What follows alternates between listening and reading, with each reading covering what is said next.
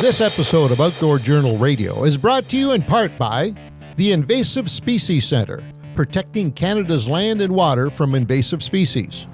Freedom Cruise Canada, rent the boat, own the memories.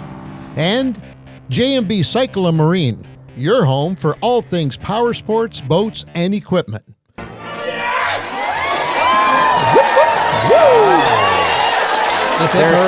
back. They're back.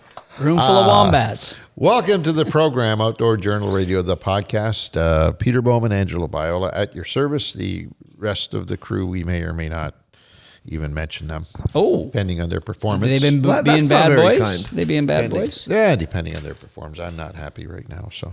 I don't blame you. You know, they got to kind of earn their fame, right? But I am happy with today's guests.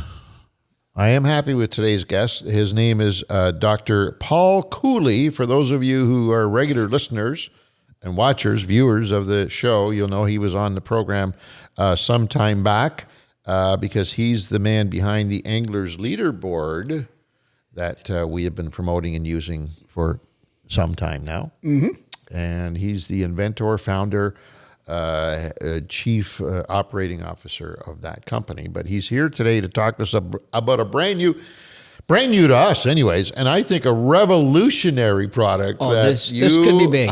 This could be big. Oh my God.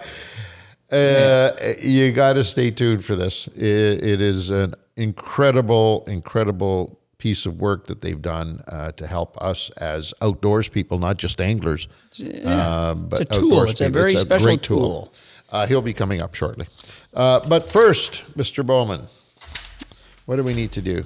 We're going to talk about your store a little bit. Fishna. Nick's store sort of thing. Is Nick's store now? Oh, it's our store. It's all Nick's. Everything's Nick's. Okay. It's our store. Okay. He lets me hang around here by the grace of God. I come in just because he lets me. Every now and then on one of the sales, he gives you a little bit of the profit. He'll let you in on some of that? I haven't seen profit from that operation since day one. So Forget about it. So Nick's getting a pretty good wallet full of money is what you're saying, God. Right? He's doing all right. He's buying his beer with I'm like a mushroom to Nick.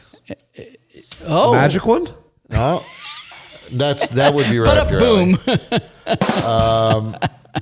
I'm kept in the dark and fed a bunch of shit, much like a mushroom. Okay. See, that's deserving of a boom for sure. Yeah. Okay. So now we all are involved in every facet of that. I'm on a need-to-know basis. Yeah. Every facet, you know what goes on. Don't try to play dumb.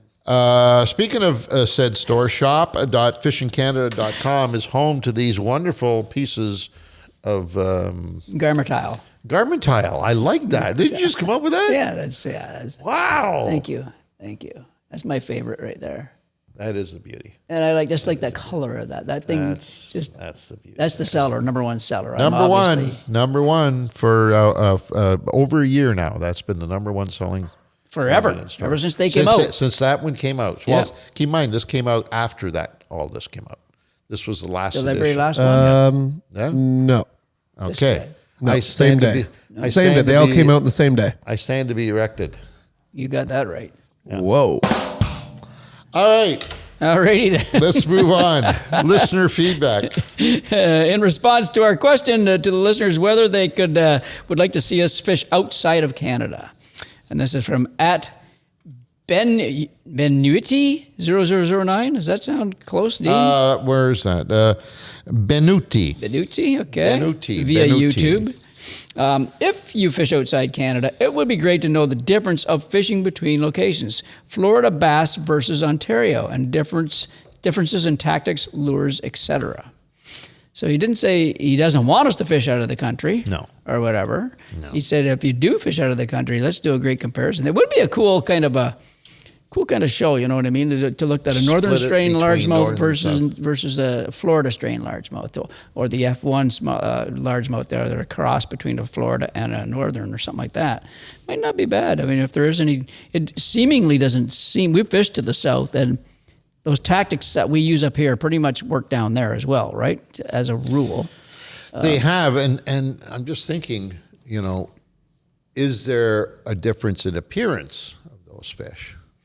Florida strain largemouth do look a little bit different on that markings of the sideline. I'm wondering how many people would even notice that. Or I don't think a lot. I don't think a lot would, but the discerning eye certainly would. But I think, you know what? I mean, I don't know about any walleye in the Dakotas versus walleye in Lake Winnipeg, if there'd be a difference in that or not. You know what I mean? If the tactics would be the same or not. But probably not.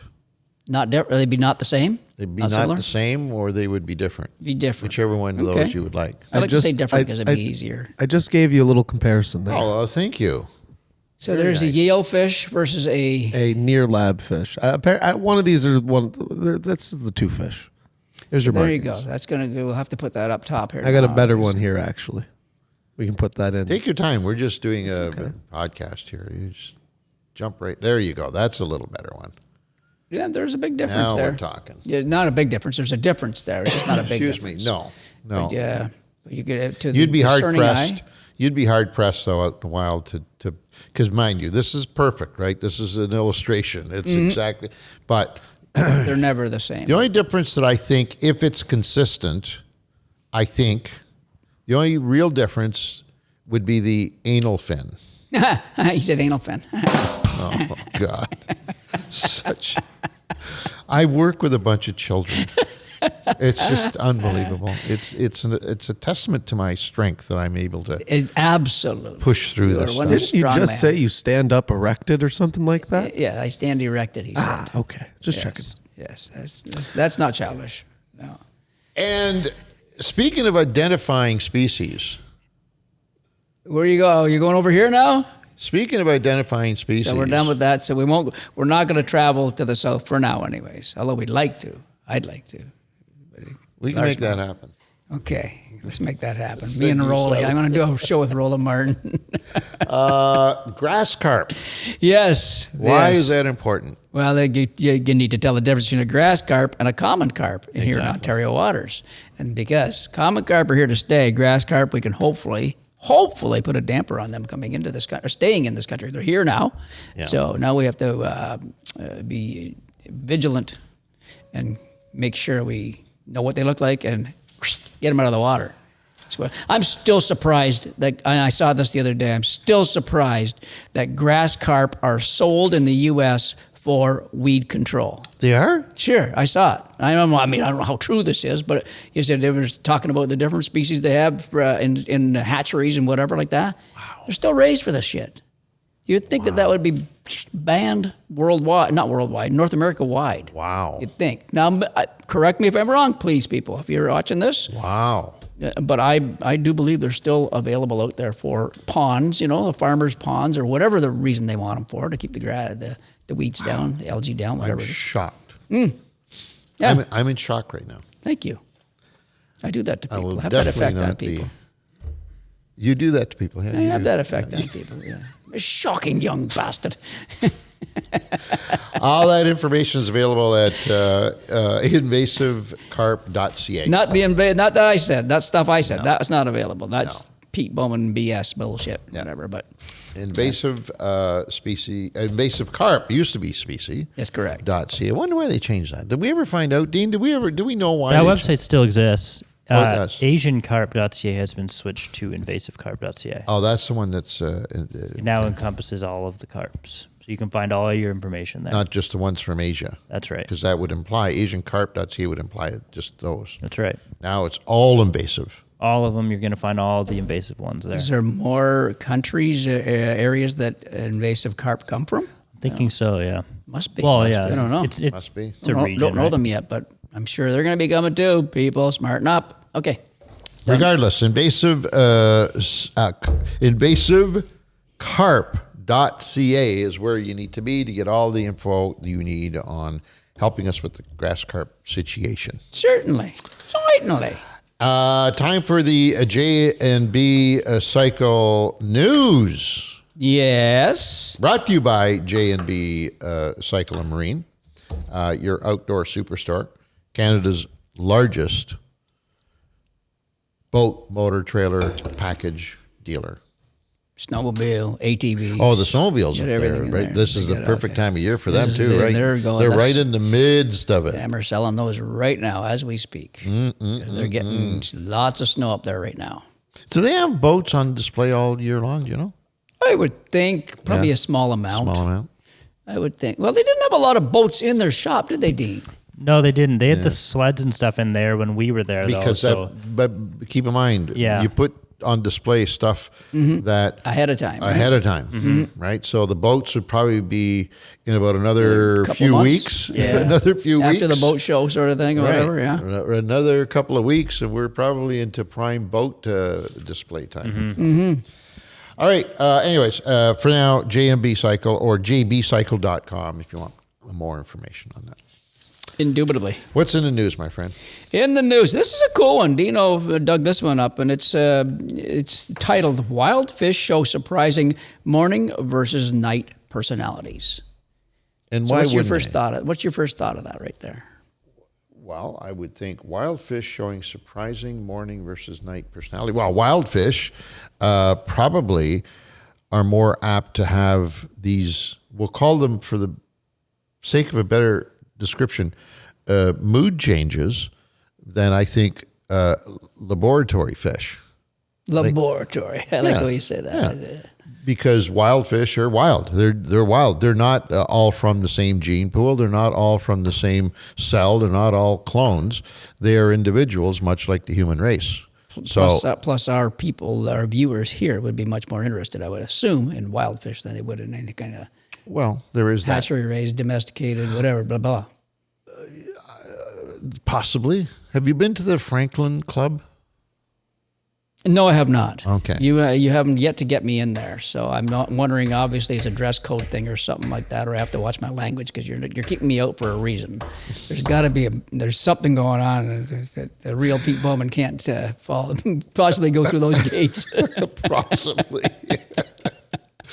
A new study analyzing high-resolution activity data from 44 data sets covering 34 species of wild, marine, and fresh fish. That's a big study, is it not, Dean? In the world of 44 studies? data It's sets. actually a What's pretty small.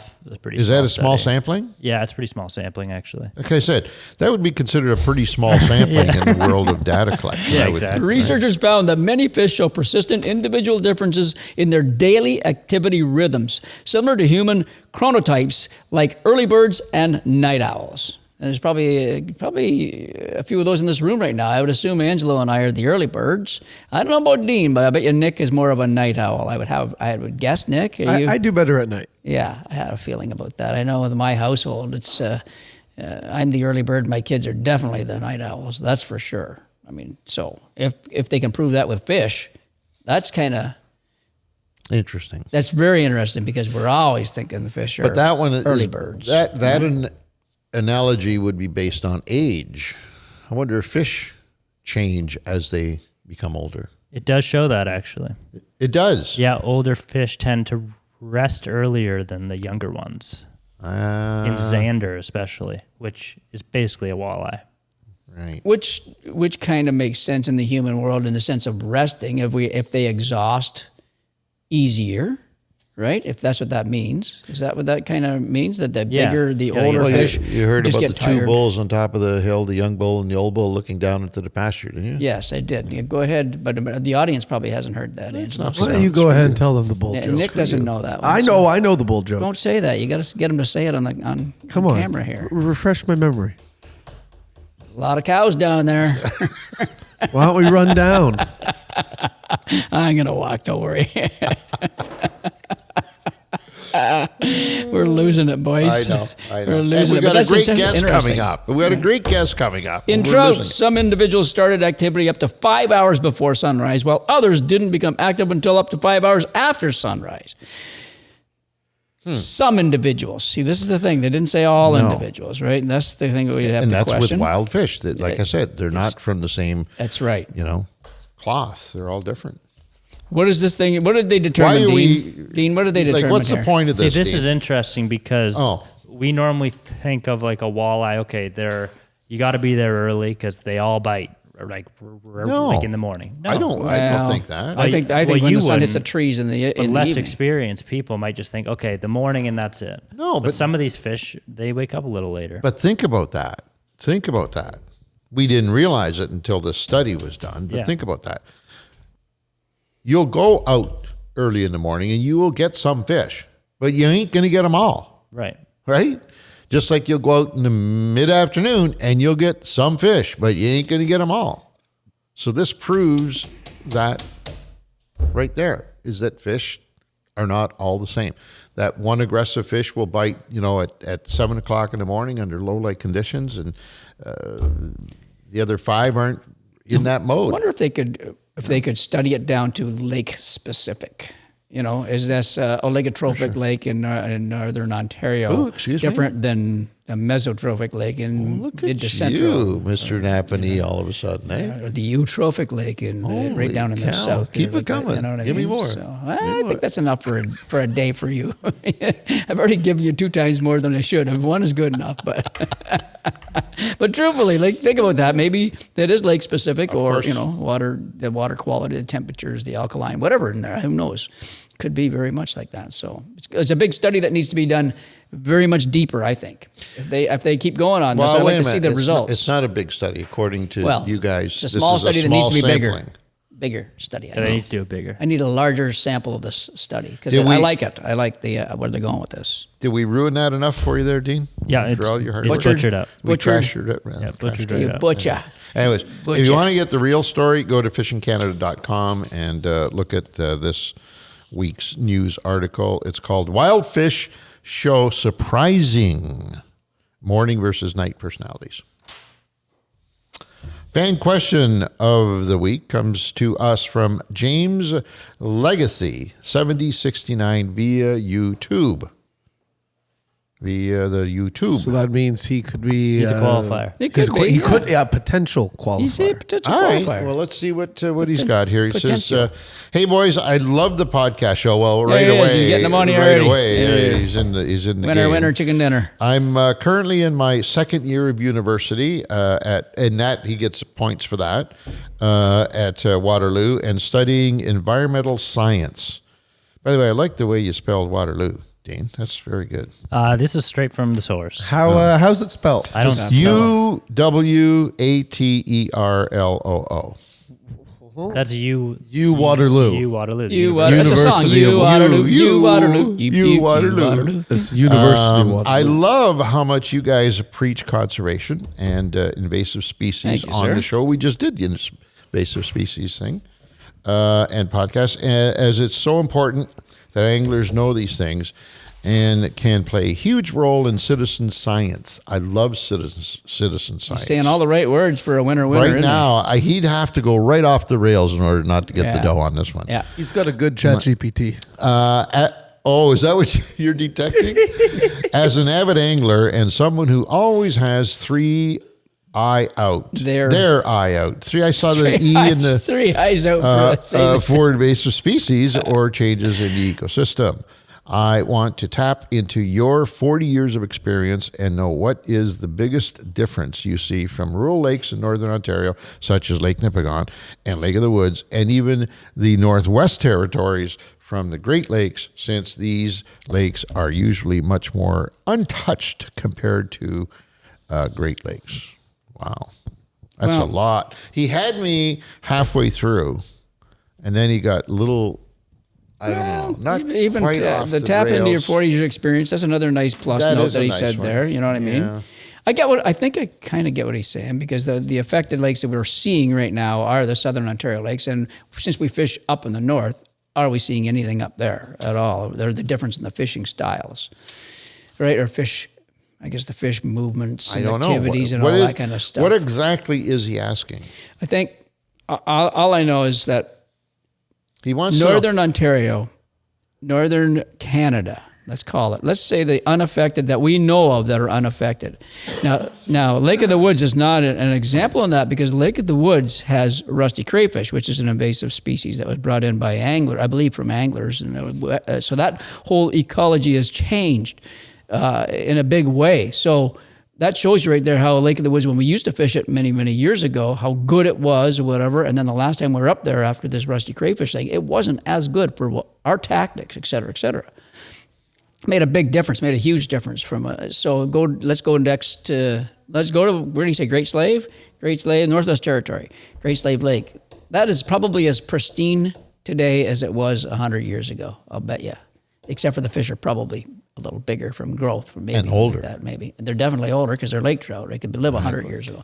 And they're going to bed sooner, too. And they might be going to bed sooner. So I'm thinking that the lakes definitely in the south here are affected somewhat negatively, but then the smallmouth that we talked about in that podcast, the smallmouth bass with goby relationship, that's a positive in that sense. Now, we're being selfish when we're saying this because we love big smallmouth. We want them bigger than ever, but you know what I mean? So there's definitely there's more of a negative. I like the pristineness of these northern lakes when you go there and you go fishing and it's the same as it has been forever and ever, amen, sort of thing. That's what I like about it. I'm trying to understand the question. No, You've done nothing to help me in that. The question is, I want to tap into your 40 years of experience and know what is the biggest difference you see from rural lakes in northern Ontario, such as Lake Nipigon and Lake of the Woods. Yeah, sure. So he wants us to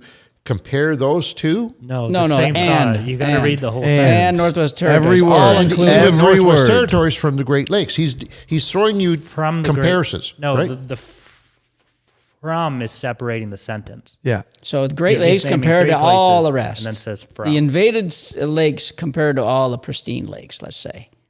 The uninvaded lakes. Did you say invaded? Yes, invaded. From what?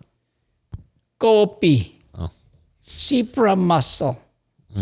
Asian carp. There's all kinds of them out there. Not good. I still say I like I see the difference. There's a nice pristine lake way up north. Brook Trout Lake, Rock Lake off Visnagi Lake.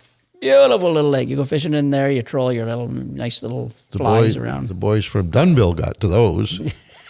That's what happened to those. They're done. Okay, the Dunnville boys, the snowmobiles got rid of them. Well, then the ministry needs to do a little restock then or something like that. And the fish will stay the same. It's just a matter of the Dunnville boys want to eat a few more trout than normal. Those are invasive species. Those Dunnville boys.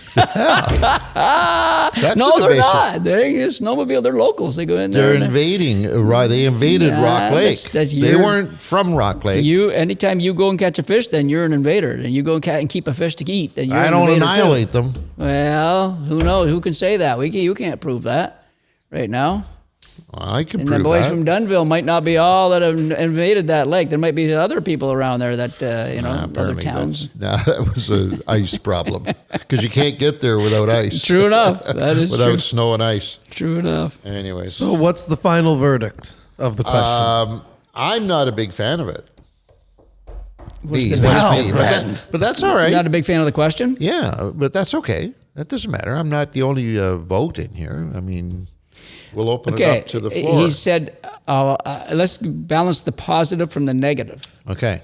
What do you think there's more of? I think there's much more positive in this. Well, okay. The goal here for this segment is to get Jesus people Christ on the cross. You can't curse. Question. Okay, you shouldn't be cursing, Nick. That is taking the Lord's name and that is not? No, that's my homie. Thou shalt not take the Lord's name in vain, my friend. Ooh. You just committed a commandment fine. I'll see you down there. Crime. See you in hell, my friend. Are you boys finishing ruining my show? Because, I'm all ears here. I just wanted to stop him. I wanted to stop him from future cursing. Him. You're making it worse. I can't. Yeah, maybe I am. You're making it worse. People like that, you got to ignore them in hopes that they realize just how insignificant they really are. And then that might motivate them to bigger and better things in life. You have two children at home. I ignore them on a daily basis. I feel like you're ignoring this fan question right now. Trust me on that one. You got to ignore, because if you give them too much attention, this is working. You're right. This is working. You know where Angela's right here is that Dean could have, had I not responded in a very holy manner. Dean could have omitted that, just deleted that, and it would have never been. Wondered people would just say, "What the hell was something weird there?" But now that I've elaborated on it and brought the whole thing, so you're right. I need to ignore it from now on, and we'll delete them as we go. So where are we? The question is, do we consider this a qualifying question? That is the question. I like it. Do you like it? I like it. The whole aspect of the question from start to finish. Obviously, Nick likes it. So that's 3 against me. And never let it be said that this is anything but a republic and the dictator will rule whether things are done or not. Because if there was any question before this one, this will nullify that. Okay. There you go. James, write into our Instagram or Facebook and get your coupon code. Just prove you're you. That sounds about right. I like that. No dictatorship here. I believe in you. No, that's a great question. I'm just having fun with you folks. I'm just pulling you like that's a great. He hit every point that we aspire to get in questions, so I'm good. And he proves he's an avid fan. And he proved he's an avid fan. There you go. Make it so, Mr. Store Manager. This episode is brought to you by Sail. Sail is proudly Canadian and stocked with over 100 Canadian brands you know and love. From rods and reels to sonars to kayaks and every last lure you've seen on the Fishing Canada show, Sail has all the gear to get you on the water. Drop into one of 12 stores across Ontario and Quebec and talk to the real fishing specialists or gear up online anytime at sail.ca. Sail, the ultimate destination for your outdoor adventures. This episode is brought to you by Angler's Leaderboard and its photo measure feature. Angler's Leaderboard makes every catch count by integrating seamlessly with their patent-pending AI-enabled fish measurement board. Now you can automatically measure catch length and detect species in seconds just by using your smartphone camera. It's fast, accurate, and reduces handling. So now you can release healthier fish and keep fishing for the big ones. Learn more at anglersleaderboard.com.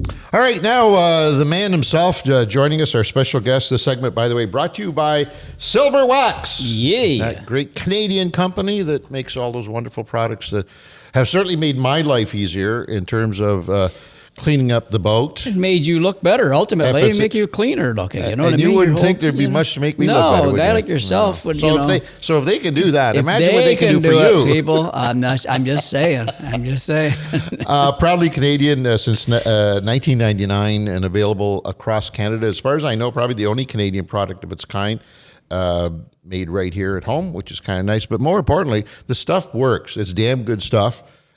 We use probably about 10% of the lineup that they have. Oh God, like they're there. Yeah. We can't really talk to all of it, but we can talk to you about a couple of things. Number one, they have this incredible product that removes, bugs on your windshield, bugs on your front grille, bugs on your boat, bugs on your outboard motor at the back of the boat. It's one of the worst. That's the worst one. You want something that gets rid of them instantly. Check it out from Silver Wax. And the other one I particularly love is their Quick Shine Wax. It's cleaning doesn't have to be a big job. It can be a small job. And the folks at Silver Wax will make that small for you. Well said. Well said. Now, speaking about products, wonderful products, joining us now is Dr. Paul Cooley. He is the man behind what we first heard of him when he introduced a product called Angler's Leaderboard, which we have been using, ALB, baby. ALB. And now is here to talk to us about the latest product out on the market. He is the founder and president of NextGen Environmental Research, Inc., fishery science living on Lake Winnipeg. That's where I'd like to be right now. January in Lake Winnipeg. I'm in. Yeah, you'd be cool up there, but she's chilly already there, isn't it? And avid angler. And good day. How are you, Paul? Hey, doing great, guys. Glad to be back. Glad to be back on the show, and I'm excited to talk a little bit about ice time today. Oh my God, we're excited to hear about this. Ice time. Sure. The minute that we saw it, we got together in the boardroom and we said, "Wait a minute, are we reading this right? Is this true?" Because, and you can correct me on this, it's the only one of its kind, and it answers an age-old problem that fishermen have had during the ice season, and that is how thick is the ice, and is it safe to walk on? And this could be the breakthrough for that. Tell folks a little bit about it. Yeah, thanks. We started working actually on the Ice Time project back in 2017. Put in a proposal to the Canadian Space Agency, an unsolicited proposal, and they really liked it.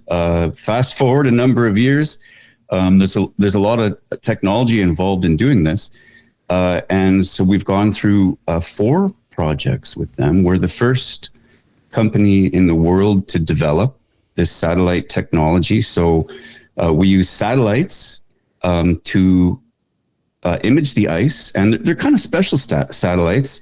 Most people don't know about them because they're called satellite radar. So they're, instead of using light to form an image, these satellites are kind of more like a sonar. So anglers will think like sonar pretty easily. So it has its own energy source, like a sonar does, and it pings like a sonar does. So it can ping at night. It can ping through clouds.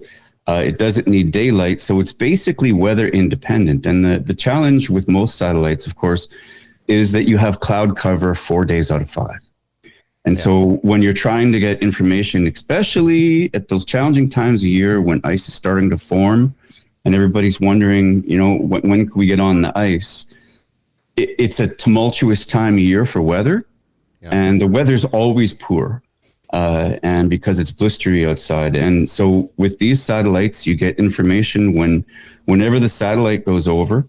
And the cool thing about radar satellites is in the cold of winter, not only can you see it at night and through clouds, but you actually see through the snow to the ice. And that's a pretty remarkable characteristic. And it works great for the lake ice use case, because now we have something that will give us a bird's eye view on things that you can't see from the shoreline. So, you know, people have been challenged by this for so long because you're forced to make decisions without any credible information. And so what do people do? They perhaps invest an hour of their time or more, and they drive and they get to the lake shore. And like in the new ice period, you know, you look out on the ice and there isn't a track to be had. And so you're looking at your friends, or maybe your wife, and say, "Well, you go first. I'll walk out and have a little look-see." I love you. Yeah, you know, and it's millions of people in North America each year are faced with this challenge. And so now what we have is from home, we publish these images on the IceTime application, which you put on any PC or desktop or mobile device, and you now have credible information at home. So even before you drive, you might look at the IceTime map and say, oh, okay, last week I saw this place was open water. I'd really like to go fishing tomorrow. It's Saturday. So instead of going where I was hoping to go, maybe let's go to that other lake that's had ice for 2 weeks. And then, you know, you're making educated decisions before you even leave home. And that's really what we're trying to do is, you know, give people information that saves lives, essentially. So the Canadian Red Cross did a study over 10 years, and in Canada only, and it's tougher even south of the border in some places. There's almost 500 deaths every 10 years due to cold water immersion. And the vast majority of these fatalities are people just like us. They're recreational people. They're snowmobilers. They're anglers. And really what my hope for IceTime in the long term is that we take that number and cut it down by half. And all we want to do is put credible information in front of people and hope that they adopt the tool and use it. Wow. It's a great goal, I guess you'd call it, right? Because it is scary how many people actually die from this stuff, or are you close to death? I thought it would be more. I thought that number would be higher, because when I remember there the radio show for all those years on Saturday mornings, it was always from about January till March. It was always doom and gloom first thing in the show, because that's when we'd have to announce the fatalities. Slorfy was talking about that, right? The fatalities that weekend of ice fishing. And of course, these are just Canadian stats. I have a harder time in the U.S. because everything's divided by state. But I'm sure the numbers are probably triple that in the U.S. Wow. I have a question for you, because we're dealing with mortality and human life and all that stuff. So is this thing foolproof? In other words, can somebody take your app and look at a lake that's 120 miles away from him, from where he is right now, and determine that the ice is safe and drive out there and go on that ice? Like, is it fail-proof? Well, what I would say is this: we can provide information that would suggest that, but ice travel risk is a personal thing, and my risk tolerance is maybe way different than Pete's. And I never want to see ice from the bottom side, if you know what I mean. So I am not. I'm risk averse, whereas other people may not be. So what really ice time is it's another tool in your toolkit. Perfect. Right. And it doesn't take away the need to do your own due diligence. Don't get rid of your spud bar. You still have to do the things that are important to make your travel less risky and more safer. But it's not something that, you don't take your brain off with your hat and pick up this app. You still have to. Right. What you're doing is it's giving you the opportunity to review information that allows you to make decisions. Perfect. And in other words, it contributes to them, but it doesn't make them for you. It'll save you that travel time, knowing well ahead that lake 120 miles away is not frozen. Exactly. It's the same thing as using the Windy app for huge winds. You're going to Lake Ontario or Bay of Quinte. Well, there's a safety.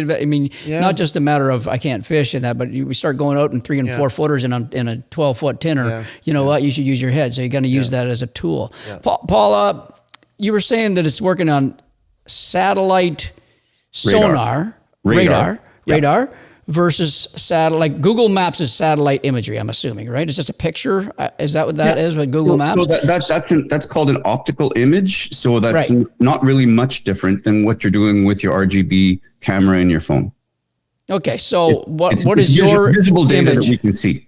Right. So is your image the same idea as that, but it's going through this sonar system or whatever? Like, how does it come out? Is it a picture, or is it a kind of a graphic? Or what does it look like? It's an image. And so what we do is raw radar data are very difficult to interpret. So what we've done in our projects with the Canadian Space Agency over the last few years is teach a machine learning program the different types of ice. So we literally take maps and we map it out and say, this is new ice, this is black ice, this is white ice, this is rubble ice, this is a pressure ridge. These are the things that you see of the different ice types. This is open water. And we just give it thousands and thousands and thousands of examples of that. So then when you have a new radar image that comes in, it classifies it for us. So it's largely automated. And so it ends up looking just like a normal map. You'll see water in blue, and black ice is a dark color, and so they're very easy to interpret in the application. And so we'll put up some shots on screen and just give you a couple examples of that. But they're simple to interpret, and it really has been a long journey of realizing how complex ice is and how dynamic it actually is. Even when you're on the lake, I live on Lake Winnipeg, just over here. And when we're doing the research out on the ice, we've got satellites going overhead and we're flying drones. And there's things that we're discovering that things are changing even when you don't know that they are. I've had, during my studies, I was revisiting a site on snowmobile and following my track from the week previous. And this is on Lake Winnipeg, so it's a big lake. And all of a sudden, I lost my trail. And there had been no snow in the previous week, so it was easy to follow. but it was before sunrise, and it was dark. And so the location I was seeking there was a big slab of blue ice that came out of the lake. It was about 4 or 5 feet tall. So I knew what I was looking for, and eventually I found it. And, I set up my shelter and fished for a little while. And then when the sun came up, I unzipped the door, and the island I was supposed to be in front of wasn't there. Wow. So what had happened was the offshore ice sheet in the lake, and this is in mid-December, when this happened, that ice sheet moved 1.2 kilometers to the south. So the reason I lost my trail was it continued more than a kilometer south of where I was. Wow. And these things are occurring. And you know what? When you're just looking at snow, you're not seeing, if you're not seeing these things in real time, exactly, they're very difficult to appreciate that they're actually happening. So there's a lot going on, especially with moderate and larger size lakes, that people, if they knew, they probably would take more caution than they do, because the lakes are very active, and it lasts for 4 to 6 weeks after you start forming ice. Paul, will this thing give us the actual thickness of the ice? Can we determine whether ice is thick enough, say, to drive a vehicle on? For most lakes in Canada, most of the time, the answer is yes. So what we've done is, how we do it is we are very good at imaging early ice. So we're distinguishing between open water and new black ice, which is typically very smooth, very thin, typically forms at night under low wind or no wind. And so once we have that date, we connect to temperature data, and we start to grow that ice using an equation. And so even though the imagery on average is about weekly, each day we go back through an automated program and grow the ice using that equation based on the hourly temperatures. And so you do have information on this, and it's important to, again, nothing beats boots on the ground. This is a powerful tool, but you need to go out there and use your spud bar, cut a hole with your auger. And one of the things that, we can now do is show people that the ice forms in stages. So on a moderately large lake, you might freeze ice first in a bay, let's say where the boat launch is. But the offshore zone of the lake is still wide open. And then you'll start to freeze in stages. And then ultimately, in the end, you've got open water in the middle of the lake that can't be seen from shore. Right. Now, with ice time, you have a tool, you can actually see these stages unfold. And when you know where the boundary is between the older ice, which of course is thicker, and the boundary to the younger ice found further offshore, you can anticipate where that ice thickness is now going to change. Right. And that's a huge amount. That's a huge amount of information. And there's some places, like I know on Simcoe, there's a bunch of lakes like this. People, they really want to get out there and they want to get farther away from shore than most people are willing to walk. So they want to mechanize really quickly. And there's times where, like, as we were building this, I'm imaging these lakes and following social media sites and seeing people with vehicles, including trucks, while there's still open water in the offshore. Yeah. And one of the things that you're going to learn by using the imagery in ice time, and after a few years, and you become a lot better at understanding ice and the dynamics that it has, you'll realize, gosh, the ice is still moving around, or there's open water in the offshore. It's just simply not time to use a vehicle yet. What that does is it expedites your ability to travel, and it increases your risk because now you're more likely to travel farther onto thinner ice. And, one of the things that happens to people, this happens on Rainy Lake most years. The offshore zone won't freeze for a long time because the volume of that basin is it holds its heat for a long time. And people will be able to drive for 15 kilometers, say, from shore, and drive around. And then suddenly the truck goes in, because what happened will be that, say, 3 or 4 days ago, that offshore basin that was open it just froze over and it got a coat of snow. And you can't see that. Mm-hmm. But you can see that new thin ice is different. Under the snow, because you're seeing through the snow, is different and thinner than what you're seeing everywhere else on the lake. So just by having this stuff around, you can know it just helps your planning your day, and then you still do your due diligence on the ice as you would today, but it's going to change the mindset that you've got about where you think it's reasonable to go. So, Paul, from what I understand, then this is much like the maps that are available to folks on their fish finders and their GPS units. If it's not charted by a mapping company, it's not available on the sonar. Is this the same thing? Well, how it works? That's a great question. Yeah. How it works? What we've started this year is when you first go into the application, one of the first things that we want you to do is select your satellite footprint area of interest. And what that allows you to do is say, okay, I'm interested in Simcoe Couchiching, and you'll go onto, we'll have a map there with just a bunch of squares on it, which are basically the footprints of the satellite data, and you select that and it gets highlighted. And that's essentially you telling us, this is where I'm interested in data. So we have people from all over the place that are signing up, and we've got users in Maine, and they're not anglers, they're skaters. They want to get on early ice before the snow comes. So ice time really helps them say, okay, even though half the big lakes are still open water, these are the small lakes that have frozen over, say a week or so ago. And now it's reasonable to approach those before their snowfall starts to occur.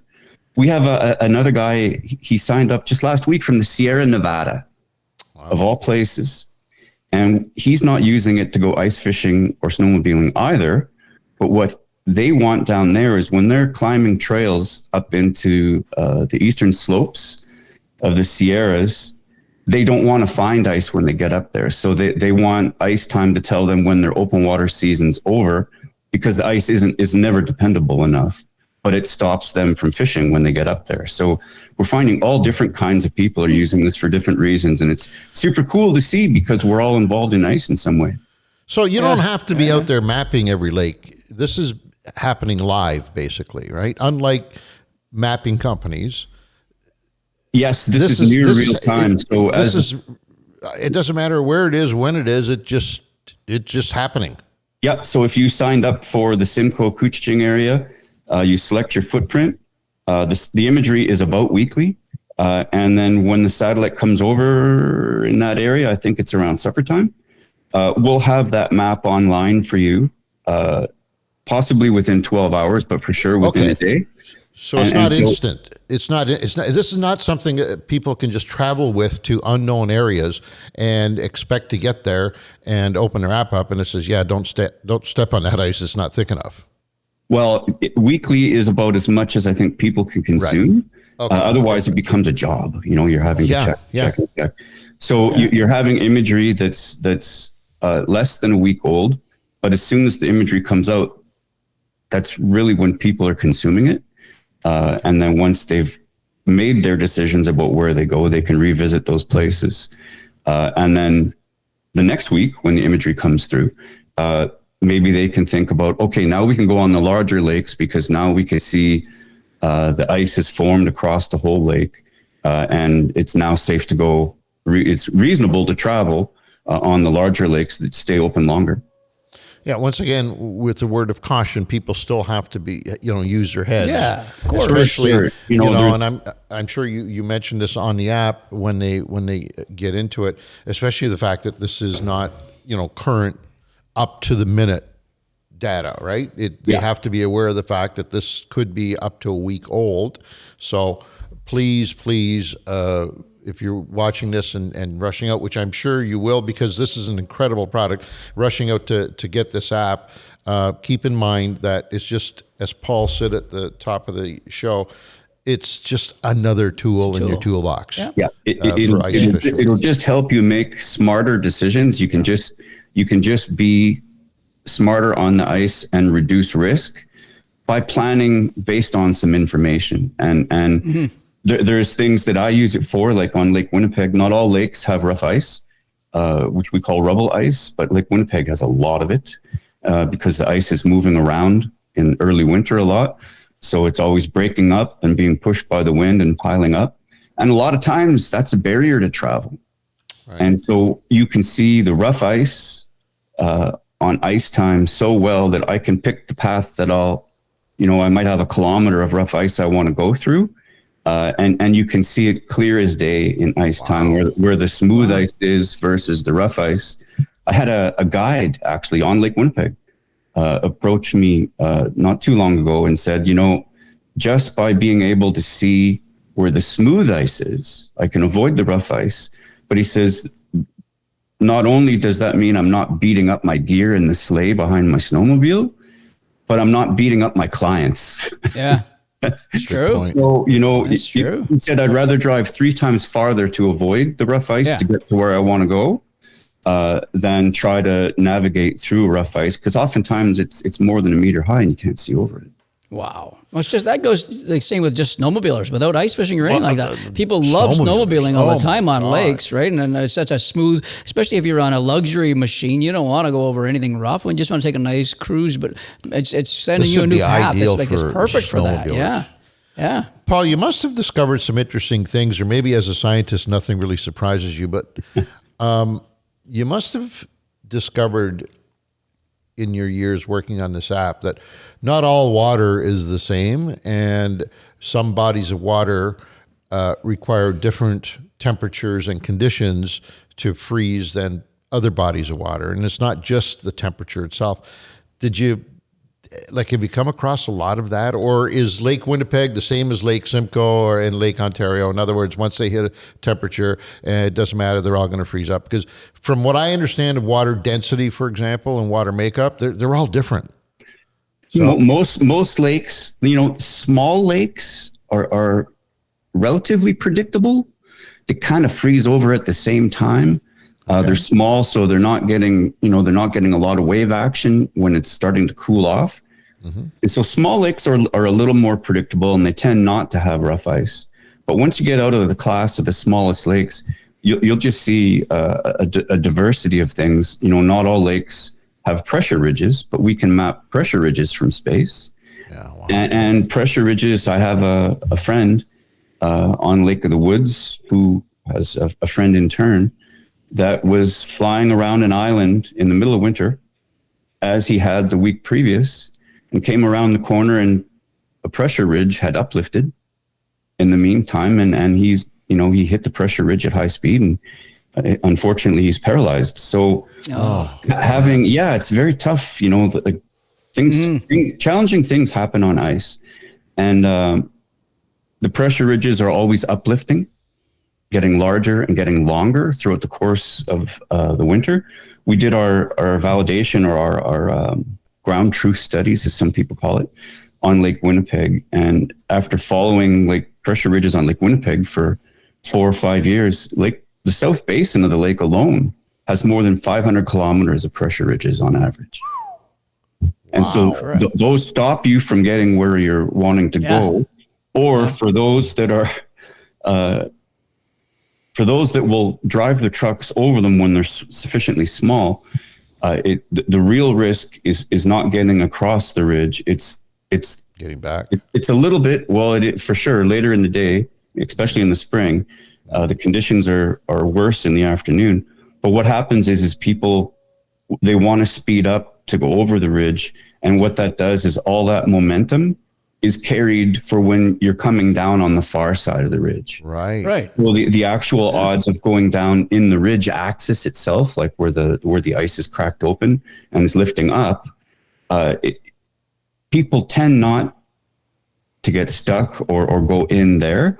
It's all the momentum that they gain to go across the ridge. And because the ridge also has troughs on both sides, so the ice buckles because it expands, and it's pointing up, but there's also about 5 times the height of the ridge. There's a trough on both sides where it's buckled too. And so you come down on the far side of the ridge and you're still in the trough, which is deformed ice. And that's where people get into trouble. And so what you can do with ice time, for example, is when people find a spot that is traversable, now what you can do is, just as an angler yourself, you can just drag a ridge crossing symbol onto your map to show yourself and your friends where people are crossing the ridge safely. Oh, that's a great idea. And there's all kinds of things like that the user community can do to map hazards or things that they observe that might be today. You know, if the imagery is 2 or 3 days old, there's going to be things that the mapping, the angling or snowmobile community can put on there that's only an hour old, or you know, everybody sees it in real time as soon as it's published. And that'll come up on anybody that has the app. Like if you're on that lake, it's going to immediately show this is an access point. You can go across that. Okay, that's good. Yeah. Imagine the folks that do ice roads. How much of a tool this, how important a tool like this can be to them. That's we actually worked with First Nations in northern Manitoba on Island Lake. It's a big lake, and they have a 5-lane wide ice road between communities. And so they are interested in ice time because as they're setting up the road, they appreciate that the lake grows ice in stages because it's a big lake, and the offshore zone will freeze last. And now they realize, like in the past, they kind of have to go, well, we're not sure, but maybe we'll cut holes and see how thick the ice is for the first kilometer. And they say, okay, now we probably should stop, even though they can see ice out there farther. Now they can actually track the stages and know the age of the ice and get the ice thickness from the tool, which of course is an estimate based on temperature. But it gives you a lot more than what you'd have otherwise. And so now they can look at this and say, oh, the ice in the bay has only been around for a week. We're not even going to think about it. Yeah. You know, so I can see this opening up so much more water for people during the ice period, especially for anglers. Yeah. Places where, you know, you probably wouldn't even dreamed of venturing out to. Now you at least have the confidence to know that there is data here that would indicate I can take the chance of slowly making my way out to that far, you know, side of the lake that I've never been able to reach before. So wonderful. We've talked about all the niceties and all the good things and how wonderful it is. Let's get down to the facts here. First of all, when is it available, if it is not already available? And what's the cost of something like this? Yeah, so it's available now. We're live. People are subscribing. And this is really the first year that we've done limited releases before while we were developing the tool to get feedback from the user community. But we're live right now. It's icetime.app on the web. You can sign up there, and it's $49 a year for IceTime Pro, which gives you access to the satellite radar imagery. And there's also a version, IceTime Lite. And what we do with that is with IceTime Pro, you're focused on the ice conditions itself. But of course, most people, like me, are traveling to get to your destination. So we actually have, for most of North America, a road conditions map that's real time. So when you're thinking, let's say you're driving from Toronto and you're going to Simcoe, what are the roads like? Or you're fishing on Simcoe and you know, and this happened to me last year, and you know that a storm is coming because the forecasters are usually very good at predicting storms. And when they arrive, and the fishing was really good, and I said, you know what, it's not supposed to arrive until lunch. So I'm going to go out tomorrow and I'm going to fish at least a chunk of the morning and have a good time. And as it turns out, I'm looking at the storm approaching in ice time, and it was approaching slower than predicted. So I got almost a full day on the ice. And when it was starting to come, I knew it would take me about 45 minutes to get back to where I live, which was most of a snowmobile ride. And so I saw it approaching, and by the time I got home, it started to snow, and it was just another case in point where if you're dialed into what's happening in real time, especially with the weather, or what the conditions are going to be like when you're driving home, you can make a better decision. Oh, you know what? It's probably a good time we leave the ice now. And Awesome. And that's real time? It's real time. Yep. Wow. So you're using satellite radar that? for, Yeah, I like looking that. at the precipitation amounts and the type of precipitation. So it'll say, millimeters of snow, and you'll see the storms like a Colorado low. You'll see them coming. And in that case, I was on the ice, and it helped me stay there as long as I possibly could. You pushed You're it. having a great time. And think about that. Forget the ice period. That tool would be valuable to an angler even in the open water period, right? Yeah, I'm assuming. Yeah, I sure. use it. And actually, I hadn't really thought of this in that way. If the users want us to keep it open in the summer for that purpose, we would certainly do that for them. Well, you can get real time. We turn it off when the spring and open water's here. But Right. if users want us to keep it on, just let us know, and we'll do it for you. I'll give you an example where we could have used that. So I don't remember the name of the lake, but it was the worst looking storm coming at us that we've ever been out in. Do you remember that? When we shot that sky was just that little back lake, and we outran it. Oh, I know. That was up Missinabie. up in that area, that little lake we went to. Yeah. So had we had that app, we could have been confident in getting that, an extra hour or two, because the spot was great, remember? But we got pushed off at the woods. But with your app, it would allow us to look at that storm in real time and see that, in fact, it was starting to move slightly to the east of us. Yeah. Right? We thought it was coming directly at us. We would see it moving. I think you need to make that a big part of this app, because that's probably as valuable to some folks as the ice conditions in the winter. We talk about it less, probably just because we spent years on the ice side of this. Right. Exactly. But there's been times where, I have got off the ice or got off the water because the storm is approaching, and storm passed us by, and it just went to the west or to the east. And as it turns out, we probably could have stayed in some cases. So I think that it helps you get to the lake and from the lake. And while you're on the ice, it gives you information that will reduce risk and help you make smarter decisions about how you're traveling on, for sure. Yeah. $50 a year. Yep.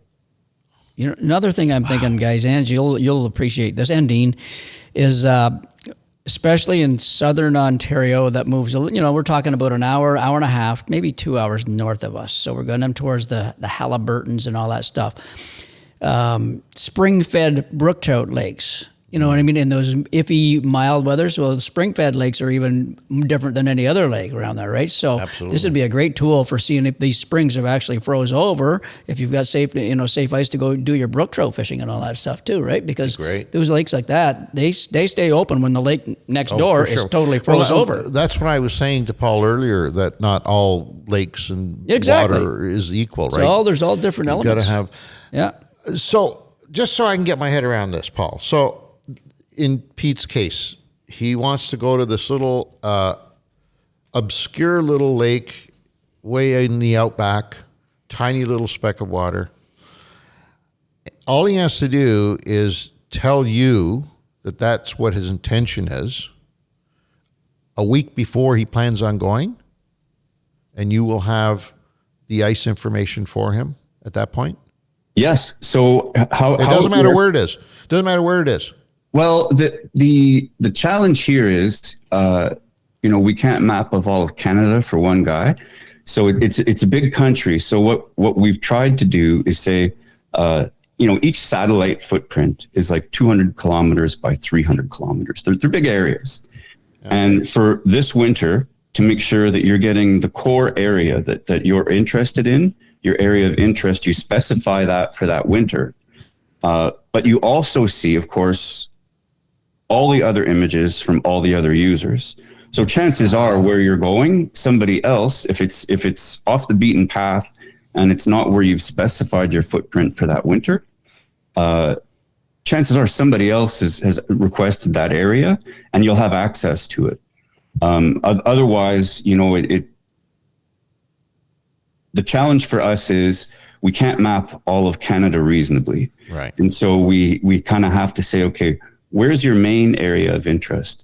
And, if other users say, I would love to have this footprint over here and that footprint over there and that footprint over there, because I travel, or these are the places that I often go, we could certainly work that out. Like right now, we just have it set up for the $49.99 that you have one footprint related to that. But if you wanted more, we could easily accommodate that. We want people to be safe. So if you have a need for more data than that, there would be a small charge on top of that probably. So we haven't crossed that bridge yet. But if you want more areas of interest, that's something that we can easily do.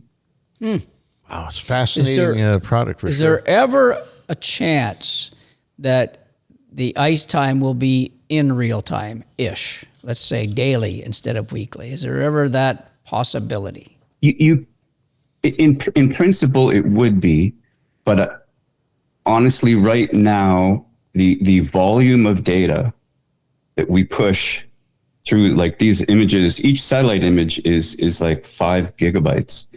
And so we resolve that down to something very relatively tiny that gets onto your mobile device. Right. It's very light and thrifty, but the huge amount of data that we would process, the bottleneck ultimately would be how much data can we push in 24 hours. So right. I don't think it would be daily. As more of these satellites are going up and constellations of them, so it's not just one satellite that's orbiting the Earth, they'll have constellations of 2 or 3 or 4 satellites. So that the amount of repeat passes increases the more satellites you have in low Earth orbit. So, when it comes to it, I would say, I don't think I would want anything more than 3 days. And we're around 5 or 6 right now, depending on where you are. And that's still a lot of information for people to digest. But every third day, that's probably a realistic goal. But we need more satellites in orbit to do that. Right. Gotcha. I think the other thing too that is worth mentioning at this point is that early in the ice up season is less apt to be 100% accurate than later in the season. And what I mean by that is, and let's take Lake Simcoe as a classic example. So what happens in November, December, ice-wise on Simcoe is kind of unpredictable. If you're looking at information that was from last week, it probably would not be a real good indication of what's happening today. However, when you get into January and February, I don't think it really matters whether that data is from last week, last month, or 2 days ago. It's going to be fairly accurate. The movement is not that great out into the season as it is at the beginning of the season, right? I'm assuming that. Yeah, the conditions are more dynamic early in the season. In the case of Simcoe, we've mapped open water leads in the month of March that an open water lead is just a really wide crack in the ice where open water is exposed. And it's called a lead because it's sufficiently large that if you wanted to navigate a boat in there, you could. Not that people would, but just showing you the size of what actually happens. And Simcoe is one of those places. In the month of March, you'll have a big blow go through, and that ice will open up 1 kilometer, and it seems to tear usually down the west shore and then loops across north of Cook's Bay and back towards Georgina Island. But so you do get big changes in the winter too. But for most people, like when you're out with your truck and you're driving, you want to know where the ice is, or where the rough ice is, the rubble, and you want to know where the ridges are. So if you can actually get to your destination, and those are features that don't really change much. And here's something that not a lot of people appreciate. When you have a map of pressure ridges on your lake, of course, that's going to help you for your travel during the winter, especially at night or in poor weather, so that you're not, it doesn't become a site of a collision. But it's also where you get your first open water in the spring. So, what goes up must come down. And in the spring, the axis of the ridge that's above the ice heats up faster than the horizontal does. Right. And so those ridges collapse, and in the width of the ridge, you have open water with ridge sail chunks floating around in it. And so what happens is those melt first, and you'll still have people traveling all over the lake in trucks and quads and snowmobiles when this is happening. And what'll happen is those sails will melt away, the chunks will melt away, but you're probably getting positive temperatures during the daytime and freezing temperatures at night. So the axis of the ridge will actually freeze over. You get a dusting of snow. You can't tell that there was a ridge there anymore. Right. And so that's when people drive in to ridge axes. Yeah, and that's in the spring. There's a Facebook Live clip from Lake Winnipeg about some folks that were driving across the South Basin up near Hecla Island. And I'm watching this, and I can see, because I'm trained in this, I can see there's a ridge collapse out the passenger window of the truck when they're filming. And sure enough, about 2 minutes later, their truck went down into it because they drove into a ridge axis, and they weren't able to recognize it. So even if you've got a map from February about where the ridges are, that's going to be very helpful in the spring when the ridges are collapsed and you're still getting freezing conditions and snow covers still hiding things from you. So this episode is brought to you by Anglers Leaderboard and its Spot Mapper feature. Spot Mapper connects your catch data to your spots, allowing you to view your catch history. With Spot Mapper, your locations stay completely private. Only you can access them, so your favorite spots stay your secret. Learn more at anglersleaderboard.com. Has this taught you things about pressure ridges? For example, are they consistent in location year in and year out? Or do they actually move? Do they shift from year in to year out? You know what I mean? Because the story that we know, that I've heard all my life, is that these cracks are due to the ice shifting and like you said, two pieces of ice basically are pushing up against each other. And I was always led to believe that it's not consistent. In other words, it'll be here this year, but it could be way over there next year. Have you discovered that? It's a good question. And after having worked on this since 2017, looking at lakes all across Canada, including the one I live on, Lake Winnipeg, as soon as you think you have it figured out, the lake will do something else.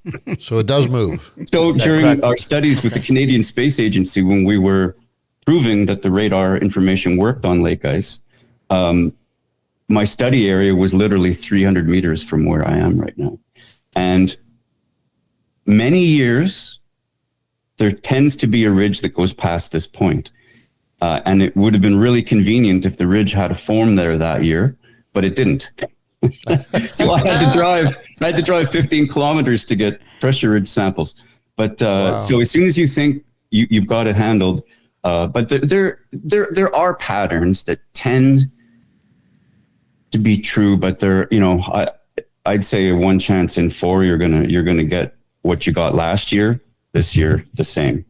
So it tends to be quite variable. But even more reason why an app like this would be handy, even for the hardcore ice fisherman who's been, fishing that lake all his life, and he knows that by mid-January there's going to be, some kind of disturbance up ahead called a crack or a ridge.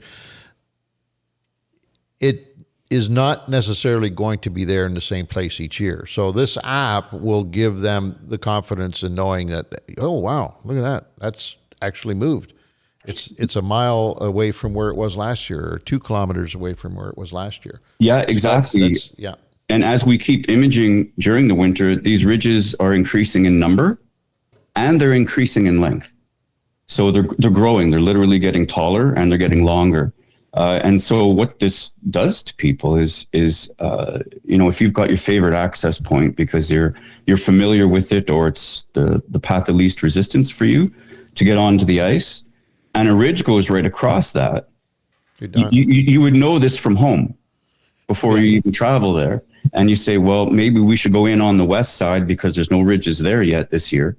And it helps you make decisions about, or if you still want to fish that area, you put your snowmobile in the back of the truck and you do a different mode of transport that'll take you across the ridge more easily.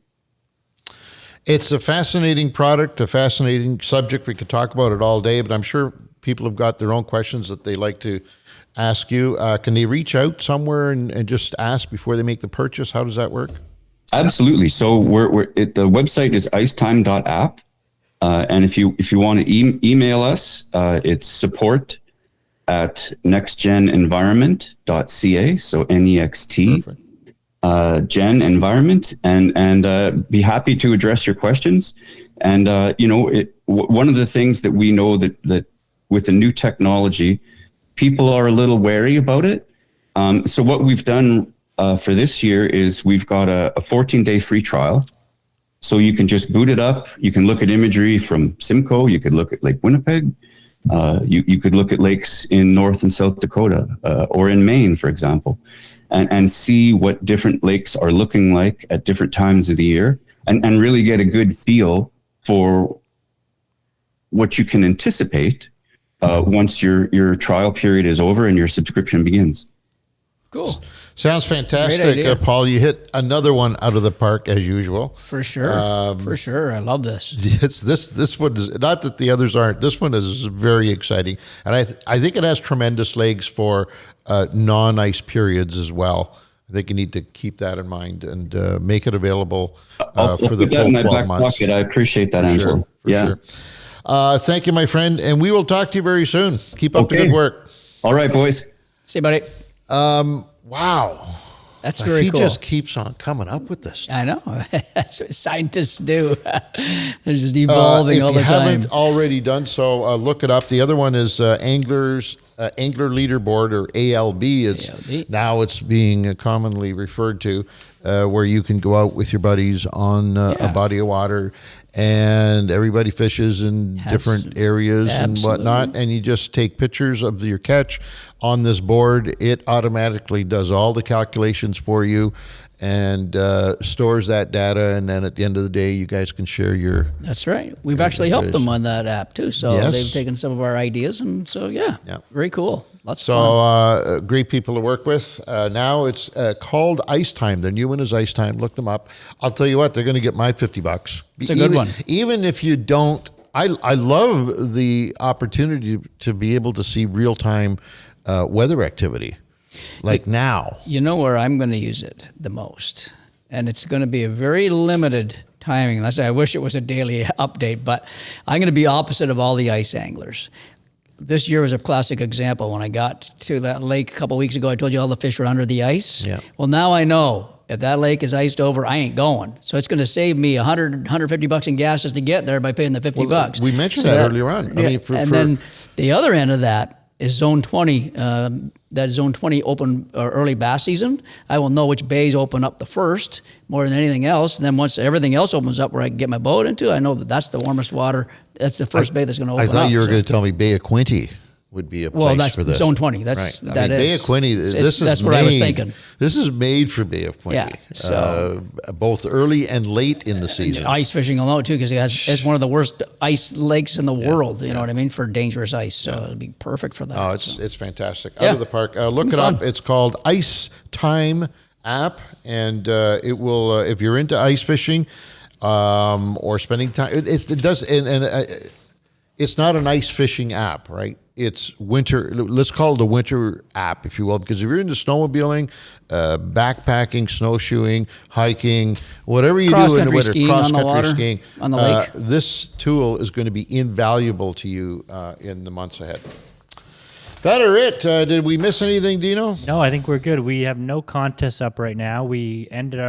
At the end of last year, we ended our live scope one, and I've heard we have one to kick off this year as well. Okay. So stay in the loop for that. But right now, we don't have anything to announce. We have a store code. Store code. Hello. The store managers popped I in. think we should make it ice. Ice. Nice and that's simple. nice. Oh, I like and that short one. And ice is easy nice. Peasy. Ice is nice. All caps. ICE. All caps. Okay. Did you have to look that up, or did you? I just had to make sure. There you go. Direct from the store manager. If you go to fishingcanada.com, go to the store and you want to make a purchase, the bonus code is ICE, and you will get something. I'm not sure. What are they getting? Ice baby. 15%. 15 whole percents. Excellent. Thank you. That's it, folks. We got to run. What a great show. I'm looking forward to that ice. It's very cool looking. The image we've seen so far, those images and that, oh yeah, it looks pretty damn cool. On behalf of the entire team, Nikki V over there and Dean Taylor over here, and of course Mr. Bowman over here, I'm Angelo. Thank you. We'll catch you next week. Bye-bye.